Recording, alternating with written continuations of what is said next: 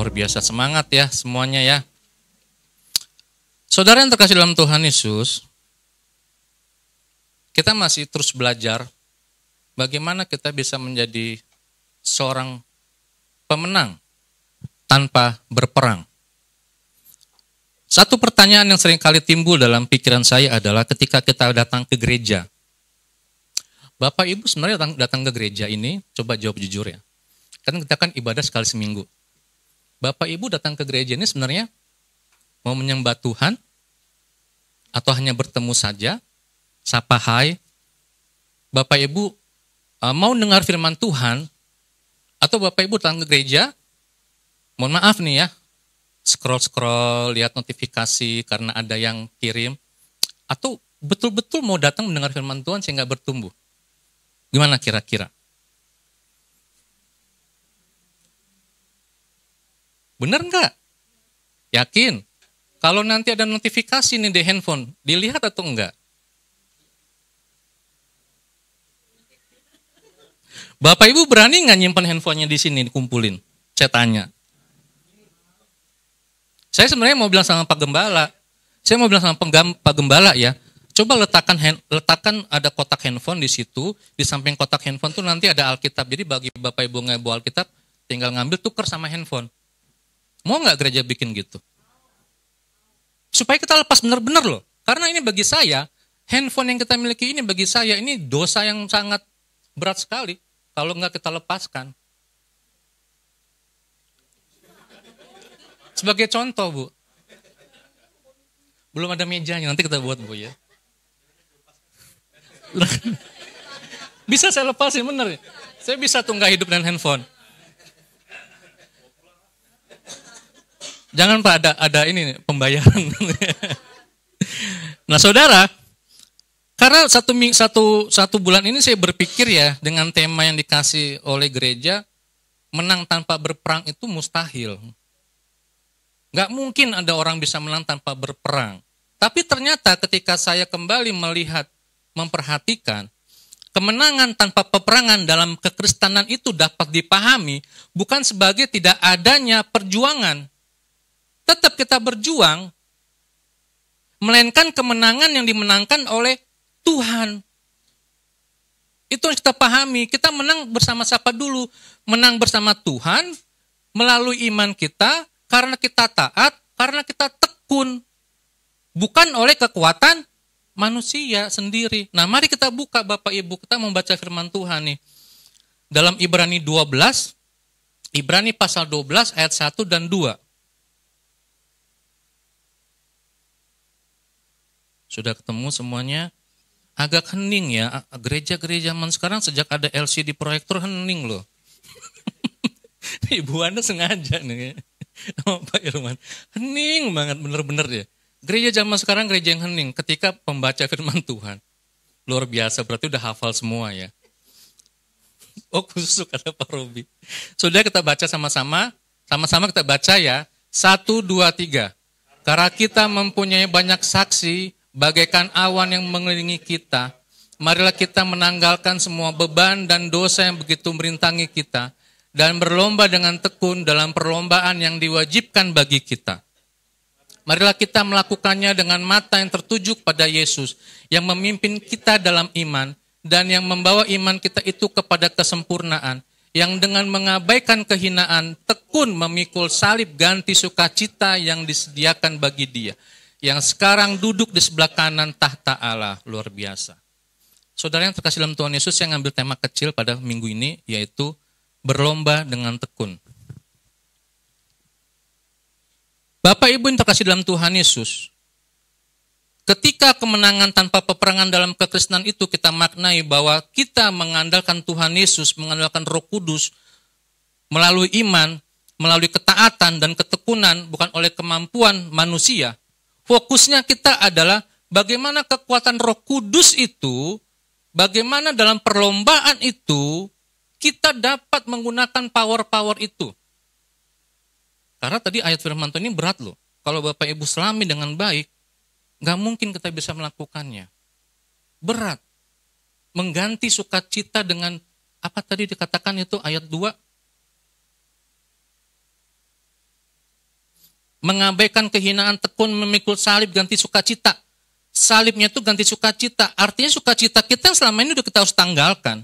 Kita harus siap memikul salib Tuhan seberat apapun itu nggak mungkin Bapak Ibu.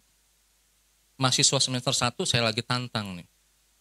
Kan mereka jadi hamba Tuhan ya. Berani nggak kalian lepaskan, betul-betul melepaskan keinginan daging kalian. Masuk STT Teologi, STT Harapan Indah, semua tanggalkan, berani nggak? Siap nggak? Saya mulai lawan nih mereka nih. Kalau mereka nggak siap, ya siap-siap aja mereka gagal. Karena nggak enak ikut Tuhan. Nggak enak banget. Semua orang yang mempelajari Ibrani pasal 12 ayat 1 dan 2 selalu mengalami kesulitan dalam menerjemahkannya. Karena dalam bahasa aslinya, yaitu bahasa Yunani, kedua ayat ini ternyata hanya membentuk satu kalimat panjang yang isinya sebuah ajakan. Ajakan yang dimaksud adalah bagaimana kita berlomba dengan tekun dalam perlombaan yang diwajibkan bagi kita. Jadi Bapak Ibu harus perhatikan, ini perlombaan iman ini wajib. Wajib, kita harus bisa melakukannya, wajib. Kayak contohnya, besok kan tanggal 25. Setiap tanggal 25, guru di Indonesia harus pakai batik PGRI. Itu wajib. Tadi saya udah didapat tuh. Siap-siap ya, besok pakai batik. Betul ya Bu Neti ya? Pakai batik PGRI, wajib. Jadi guru besok, kalau Bapak Ibu ngeliat batik warna hitam putih, ya itu berarti guru dianya. Ini perlombaan ini wajib bagi kita. Nggak bisa kita nggak ikuti perlombaan ini. Wajib seumur hidup. Ibrani 12 ayat 1 dan 2 merupakan sebuah ajakan untuk hidup dalam perjuangan. Alkitab sering menggambarkan hidup adalah sebuah pertandingan. Bahkan 1 Timotius 6 ayat 12 mengatakan, kita buka dulu yuk. 1 Timotius 6 ayat 12 mengatakan, bertandinglah dalam pertandingan iman yang benar. Bertandinglah dalam pertandingan iman yang benar. Sekarang pertanyaannya, pertandingan seperti apa yang kita ikuti? Pertandingan macam apa saat ini yang kita ikuti Bapak Ibu? Tentu kita saat ini bertanding melawan dunia ini. Bisa nggak dalam pertandingan itu kita melawan dunia dengan kekuatan kita? Susah Bapak Ibu, bener deh. Kayak tadi lagu pertama, lagu penyembahan kita pertama, tadi apa judulnya Bu Imel?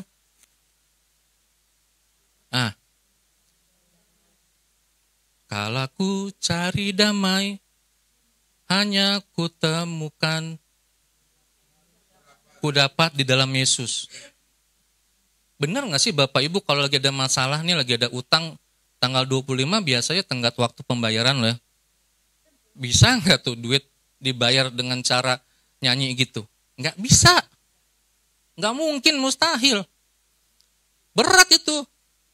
Tapi kita harus serahkan semuanya sama Tuhan. Susah.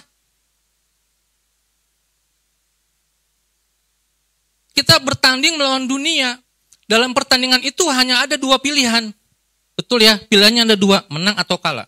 Kita sebagai manusia maju atau mundur. Kiri ini ya, kiri atau kanan. Atas atau bawah. Nggak ada yang lain. Maju atau menang. Maju atau menang. Maksud saya maju atau mundur. Menang atau kalah. Iya. Sama seperti saya kasih ilustrasi Bapak Ibu, kalau ke mall ada eskalator ya. Saya pernah nggak naik eskalator tapi dari eskalator yang sebelahnya yang turun. Bisa nggak Bapak Ibu naik eskalator seperti itu? Harus lari, berarti ada usaha. Harus ada usaha berarti Bu ya. Kalau kita nggak lari, nggak ada usaha, jalan biasa, kita dibawa turun lagi. Eskalator itu menggambarkan dunia kita. Dunia ini menarik kita ke belakang. Dunia ini menarik kita ke bawah. Supaya iman kita hancur dan kita nggak mengandalkan Tuhan lagi. Namun kita tidak bisa diam, apalagi pasif sama sekali. Kita harus berlari untuk menantang arus dunia ini. Kita harus mau melawan arah dunia ini. Dunia ngajak ke sini, kita lawan. Dunia mengajak begini, kita harus katakan tidak. Dan firman Tuhan berkata di dalam ayat 2a, marilah kita melakukannya. Berarti ada apa? Tindakan di situ. Nggak boleh diam kita. Harus aktif untuk melawan dunia ini. Melakukan apa Bapak Ibu? Tentunya melakukan pertandingan yang diwajibkan bagi kita dengan tekun. Artinya, tidak berkesudahan seumur hidup kita. Tidak boleh kita santai-santai, berleha-leha, istirahat. Kayak kemarin kita doa semalaman ya, capek loh ternyata duduk di lantai gitu. Ini saya sakit Bapak Ibu, paha saya makanya saya duduk di situ. Sakit bener ya, sakit banget terasa loh. Udah beginiin lurusin, ditekuk begini sama aja. Sakit ini. Makanya saya duduk situ akhirnya, udah gak kuat lagi. Semalaman kita berdoa. Pak Pinky hebat bisa tahan. Luar biasa. Mantap Pak Pinky. Ketua bapak-bapak ya Pak Robi ya, Pak Pinky sekarang ya. Luar biasa. Saudara yang terkasih dalam Tuhan Yesus, sudahkah Anda menjalani pertandingan iman Anda dengan tekun? Apakah saat ini Anda sedang mengalami kejenuhan dan kelesuan iman? Memang, pasti ada momen pertandingan itu terasa begitu membosankan. Saudara, kita berusaha menjadi orang Kristen yang baik. Tiap hari kita berusaha menjadi orang Kristen yang baik. Tetapi sepertinya menjadi orang Kristen yang baik itu tidak membuahkan hasil apa-apa. Ketika kita sudah tekun membaca Alkitab, ketika kita sudah tekun memuji Tuhan, menyembah Tuhan, tapi kok ya masalahnya itu terus Tuhan. Firman Tuhan pun mengingatkan kita kembali. Marilah kita melakukannya. Berlomba dengan tekun dalam perlombaan yang diwajibkan bagi kita. Bapak Ibu yang dikasih dalam Tuhan Yesus, Bapak Ibu mesti menyadari bahwa setiap pertandingan dan perlombaan itu selalu punya aturan main dan kualifikasi. Betul ya? Ada aturan mainnya. Bagian lain dalam Ibrani pasal 12 ini menjelaskan ada 3 hal yang harus kita lakukan supaya kita bisa apa? Menang dalam pertandingan iman kita. Pertama, Bapak Ibu ketahuilah bahwa sudah ada bahkan banyak orang yang telah menyelesaikan pertandingan dan meraih kemenangan. Ayat 1 bagian A menyatakan, karena kita mempunyai banyak saksi bagaikan awan yang mengelilingi kita. Artinya saudara yang terkasih Tuhan Yesus, ternyata sudah ada banyak orang-orang yang mendahului iman yang sudah menang dalam perjuangan hidup mereka masing-masing. Kita lihat satu-satu contohnya. Nuh bisa menang gak melawan pertandingan imannya? Ketika begitu banyak orang mengatakan, Nuh ngapain kamu bikin bahtera, orang gak hujan?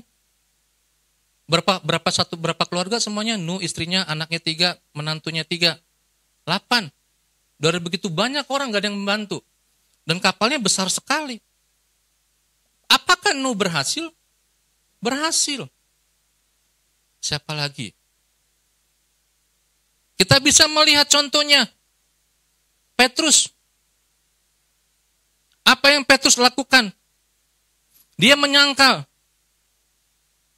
Peristiwa penyangkalan dari kehidupan Petrus. Takut dia. Saat itu kondisinya begitu mengerikan. Wajar saja di dalam benak Petrus, kalau saya nanti ditanya apa yang akan saya jawab, karena momennya momen yang sangat mengerikan. Kalau kita ada di posisi Petrus pasti sama, mungkin kita langsung lari. Betul ya Bapak Ibu ya. Siapa lagi contohnya? Daud. Dari Daud kita belajar apa? Daud gagal memelihara kekudusan seksualnya. Apa yang Daud lakukan ketika dia disotohnya melihat seorang wanita lagi mandi? Dia mengingininya. Sebagai raja, orang nomor 1 di Israel, dia punya kekuatan ya. Dia punya power, dia bisa buat apa saja. Saya mau perempuan itu. Siapa suaminya? Kasih perang suaminya di baris terdepan. Ya kan? Kita bisa belajar. Contohnya siapa lagi? Yunus. Ketika Tuhan suruh kemana? Ke Niniwe. Tapi Yunus Tuhan saya nggak mau, Niniwe ini orangnya nggak benar, saya takut. Akhirnya dia lari ke Tarsis. Dia nggak berani menghadapinya. Dan Tuhan tegur dia. Ditelan ikan besar. Baru Yunus sadar. Saudara, semua ini bisa terjadi dalam kehidupan kita. Pasti. Atau tokoh-tokoh yang hidup sezaman dengan kita. Contohnya Martin Luther Jr. Martin Luther King Jr., seorang pejuang hak asasi kaum kulit hitam di Amerika Serikat. Apa yang dia lakukan? Dia memperjuangkan kaum kulit hitam pada masa itu. Dia berusaha bagaimana supaya kaum kulit hitam diakui. Ibu Teresa yang berjuang melawan kemiskinan dan penderitaan di India. Seorang diri, seorang ibu. Memperjuangkan kemiskinan supaya bangsa India bisa mendapatkan hak-haknya. Saudara, ini contoh-contoh bahwa sudah ada orang-orang yang mendahului kita. Mereka berperang, mereka melawan. Mereka berjuang bersama-sama mengalahkan dunia ini. Jadi kalau saat ini kita sakit, kalau saat ini kita mengalami penderitaan, coba tengok mereka. Atau yang terdekat, saudara-saudara kita yang gerejanya saat ini mungkin sedang mengalami banyak hambatan. Kita bersyukur loh datang ke gereja aman, gak ada masalah ya. Gak ada yang mengganggu, kanan kiri kita baik-baik, depan belakang kita baik-baik. Saudara kita lagi ibadah, digedor-gedor, disuruh bubar. Gimana rasanya? Mereka juga berjuang, Bapak Ibu yang terkasih dalam Tuhan Yesus. Mereka juga menyembah Tuhan yang sama seperti kita. Jadi kalau hari ini kita banyak mengeluhnya, kalau hari ini kita banyak, ya Tuhan sudahlah, akhiri saja hidup ini. Lihat mereka yang sudah berjuang. Bagaimana perjuangan iman mereka sampai mereka betul-betul bisa melakukannya. Saudara yang terkasih dalam Tuhan Yesus, saya tidak mau membanggakan Pak Irwan. Tapi ini Pak Irwan salah satu orang yang bisa saya jadikan contoh. Dulu dia mahasiswa saya loh. Serius, saya ngajar dia mata kuliah SGI dan SGA ya Pak ya. S1. Sekarang udah S3, saya masih S2 mentok di situ. Pak Irwan terus melangkah maju sampai S3. Kalau ada S4, S5 mungkin dia akan ambil lagi. Samsung udah S23, Pak. Iya kan? Oh, S25, Pak. Pak Robi belum punya ya? Oh, udah ya.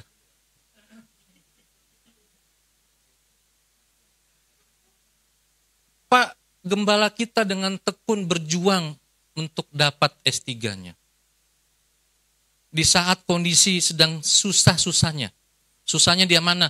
Pekerjaan dia ada tuntutan, di rumah tangga anak-anak nunggu, istri juga pasti nunggu, disertasi menunggu, mahasiswa menunggu pengajarannya. Puyeng nggak Bapak Ibu? Numpuk semua di sini kepala. Pasti. Tapi apa yang dilakukan beliau? Tetap tekun. Kalau dibilang mengeluh, pasti ada mengeluh. Pastilah, tapi kan nggak mungkin keluhannya itu disampaikan ke kita semua. Ini yang pertama. Saudara ingat ya, kalau kita sedang mengeluh, masih banyak orang-orang di luar sana yang dalam kemiskinan yang sangat berat sekali. Mereka masih tetap tekun berjuang bersama-sama. Itu yang pertama. Yang kedua, apa yang harus kita lakukan supaya saya bisa menang dalam pertarungan ini? Kedua, saudara, kita harus menanggalkan semua beban dan dosa kita. Ini yang paling berat. Makanya tadi pertama saya tanya, Bapak Ibu datang gereja bawa beban apa nih? Kalau Bapak Ibu bawa beban ke gereja ya, beban itu akan menguasai kita. Firman Tuhan kita dengarkan, pujian penyembahan yang kita nyanyikan sama aja nggak ada artinya. Karena kita masih ada beban. Kenapa sih kita susah menanggalkan beban? Susah nggak? Susah. Karena beban itu rasanya enak banget ya. Kita sudah beradaptasi dengan beban itu. Dengan masalah itu kita sudah beradaptasi. Sehingga akhirnya ketika beban itu datang kita nggak mau ninggalin. Betul kan? Gambarannya kayak tadi. Handphone itu bisa nggak kita tanggalkan? Lepas. Bawa Alkitab walaupun di handphone sudah ada. Tetap bawa. Apapun kondisinya. Nggak enak loh. Saya kasih gambaran begini. Saya kalau subuh-subuh hujan deras, saya bingung nih. Aduh, banyak banget bawaan ya. Tapi saya harus berangkat. Akhirnya apa? Kantong plastik lah yang banyak itu di rumah dibawa. Diikat semuanya, disiapkan supaya nggak kehujanan. Sampai Sampai sekarang saya masih berpikir, ada nggak jas hujan yang nggak bisa nembus? Tetap aja semahal apapun jas hujan pasti tembus Bapak Ibu. Kena aja dari sini masalahnya dia keluar ya. Dari leher salah satunya. Basah. Nah saudara, bagaimana kita mau berlomba kalau beban itu masih kita bawa? Saya kasih contoh lagi gambarannya seorang pelari. Adakah seorang pelari yang membawa bebannya pada saat dia lomba lari? Nggak ada.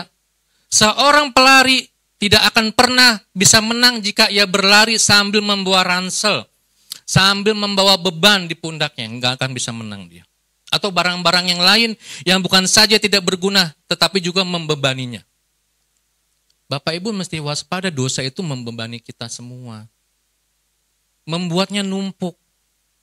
Akhirnya kita nggak bisa berdaya. Mengeluh terus di hadapan Tuhan. Padahal Tuhan udah bilang itu jalan keluarnya, kita nggak bisa ngelihat. Atlet renang. Bapak Ibu pernah perhatikan atlet renang. Selain rambutnya gundul, dan mereka ternyata memiliki kaki yang mulus. Tidak ada bulu sama sekali. Setelah saya pelajari, setiap kali akan bertanding, bulu-bulu kaki itu harus dicukur sama mereka. Karena katanya bisa mengurangi kecepatan berenang walaupun hanya sepersekian detik. Iya, harus dicukur semuanya supaya mereka bisa berenang dengan lancar. Itu beban Bapak Ibu. Bayangkan. Seringkali kita seperti itu ya. Membawa beban kemana-mana. Ke sekolah, ya anak-anak sekolah kita bawa beban dari rumah. Dimarahin mama bangun kesiangan gak bawa bekal sampai sekolah akhirnya kesel marah. Di sekolah bukannya belajar, malah keselnya itu diluapkan. Betul ya anak-anak yang sekolah. Anak-anak kuliah juga sama kan, bebannya dibawa dari orang tua. Padahal kan sebetulnya kalau kita mau bijaksana, kita sendiri yang mengatur jadwal kita. Jam berapa saya tidur malam, jam berapa saya bangun pagi, dan apa saja yang harus kita lakukan. Hari besok mau sekolah, hari ini sudah disusun semua buku, semua pelajaran. Jangan lagi carinya di pagi hari. Saya paling emosi kalau anak-anak cari sesuatu di pagi hari. Ada aja yang dicari. Bukannya semalam dicari, pagi hari dicari. Itu beban loh Bapak Ibu. Nah saudara yang terkasih dalam Tuhan Yesus. Bagaimana kita bisa berhasil memenangkan pertandingan ini kalau beban itu masih ada? Pertanyaannya, siapkah saudara melepaskan beban dosa yang masih mengikat itu? Harus siap. Kalau enggak begini-begini aja kita muter dari tahun ke tahun, enggak ada pertumbuhan iman, enggak ada pertumbuhan rohani. Bisa enggak kita kendalikan emosi kita, amarah kita? Saya kalau lagi marah tiba-tiba marah ya. Di perjalanan naik motor, ada aja kendalakan. Saya langsung ingat, oh Tuhan, gue ini pendeta loh. Saya ini guru, dosen. Kalau saya marah diviralkan, kemudian dilihat sama kepala sekolah. Dikeluarin saya sama kepala sekolah, sama yayasan. Jangan marah, jangan marah. Gitu saya terus. Kalau Pak Irwan ngelihat di video saya lagi marah-marah, nggak ditegur saya sama sinode? Karena ada nama JKI di sini, ada nama JKI Home. Iya kan? Kendalikan Bapak Ibu amarah itu, emosi itu. Kendalikan, jangan sampai kita direkam orang. Sekarang kan gampang banget ngerekam ya. Direkam, diviralkan. Waduh, kalau udah masuk itu ke satu media sosial aja, udah kerekam nggak bisa dihapus. Kita mungkin bisa menghapus, tapi kan tuh udah direkam sama orang. Nih lihat nih, PDM Farel Sibarani maki-maki orang gara-gara salah. Gak bisa ada ampun lagi. Langsung di-strap sama Pak Irwan suruh hormat begini. Saudara, itulah emosi. Kita harus tinggalkan semuanya itu. Ada benar deh, kalau kita betul-betul memuji Tuhan, kita tinggalkan, enak banget rasanya loh. Gak ada kepura-puraan. Karena apa? Kita lepas mau beban kita. Itu yang kedua. Terakhir, bagaimana cara berlomba dengan tekun?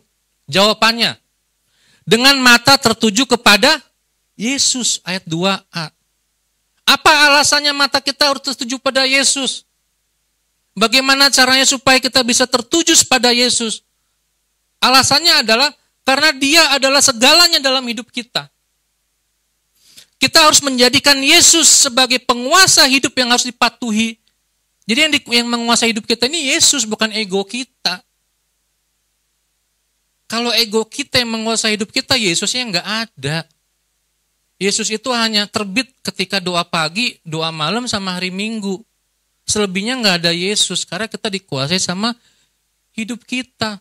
Kemarin pas doa malam nih, saya ngobrol sama Ibu Swanti, Pak. Ibu Swanti sampai bilang gini, itu kalau iblis bisa berhadapan, bisa tampil, saya mau tinju-tinjuan sama dia, kata Ibu Swanti. Tapi kan nggak bisa ya. Lah iblisnya nggak kelihatan. Itu kan bentuknya roh. Ibu Swanti bilang gitu sama kita, Pak. Sabar Bu, jangan marah-marah, ntar Ibu nonjok saya lagi.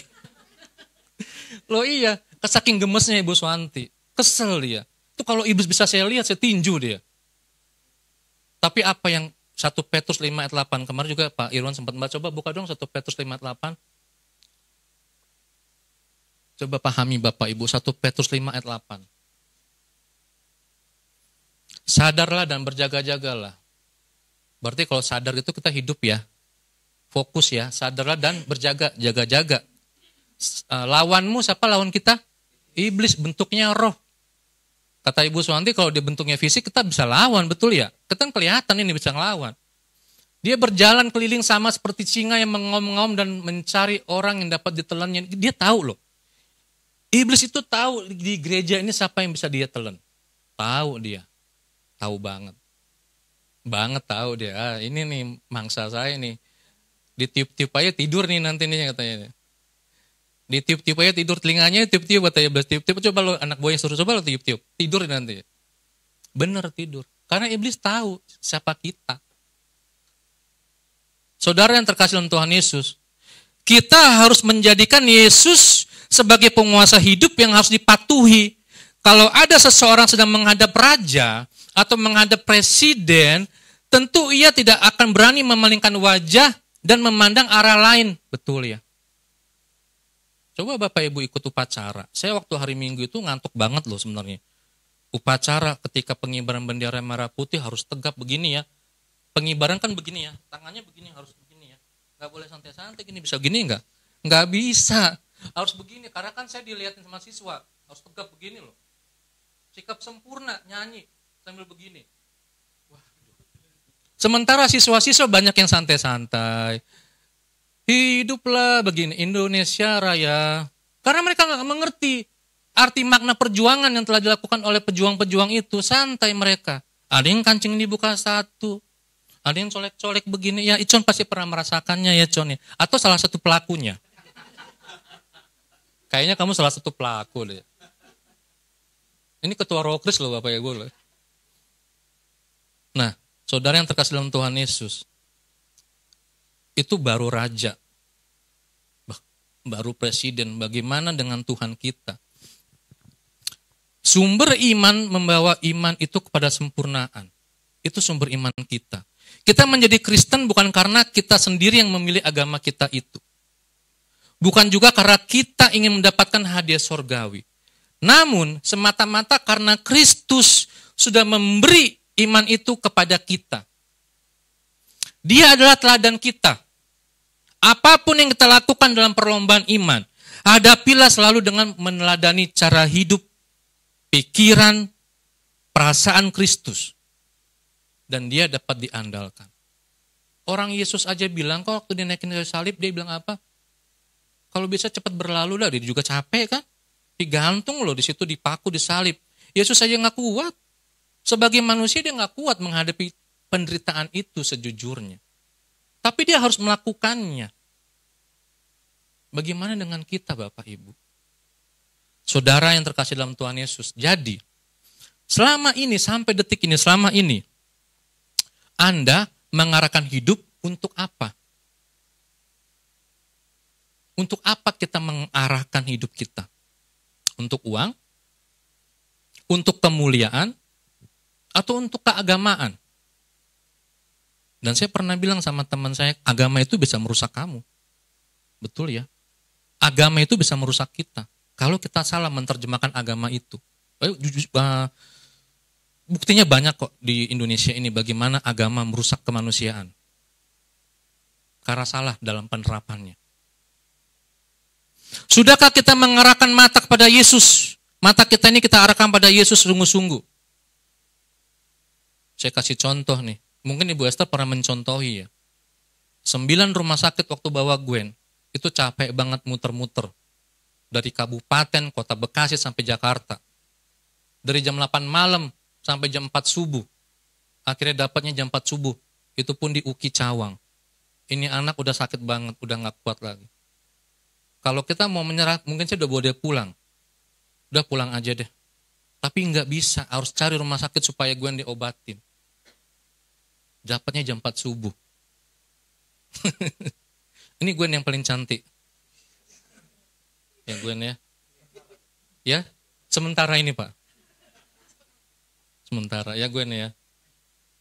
Nah saudara, yang terkasih dalam Tuhan Yesus, mari kita tempatkan Yesus sebagai penguasa hidup kita, dan menjadikan dia sebagai sumber iman kita. Jangan handphone Anda, jangan uang Anda, atau mungkin kerabat-kerabat Anda. Kita harus mengarahkan mata kepada Kristus yang dengan mengabaikan kehinaan tekun memikul salib ganti sukacita yang disediakan bagi dia. Mengarahkan mata kepada Kristus dan mengikutinya berarti mengikuti jalan penderitaan itu. Jalan penderitaan itu sudah dilalui oleh saudara-saudara kita yang terdahulu. Dan kita harus mengikutinya sekarang. Betul ya, capek loh. Kayak begitu. Coba nanti Bapak Ibu sharing dah.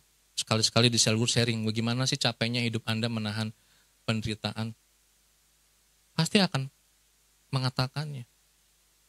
Saya pernah sharing dengan salah satu siswa di Rokris. Hidupnya kacau balau. Dia sudah pernah mencoba bunuh diri berkali-kali.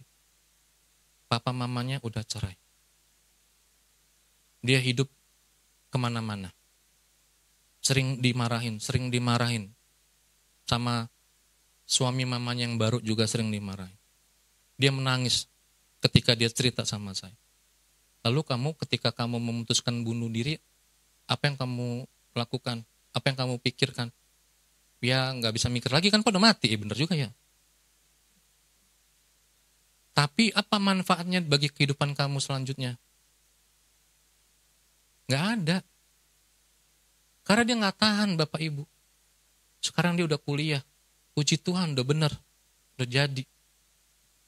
Berhasil dia mengalahkan itu semua. Karena apa? Saya cuma bilang tekun aja. Baca Alkitab. Dari Kejadian sampai Wahyu. Tekun yuk baca Alkitab. Tekun yuk berdoa sama Tuhan.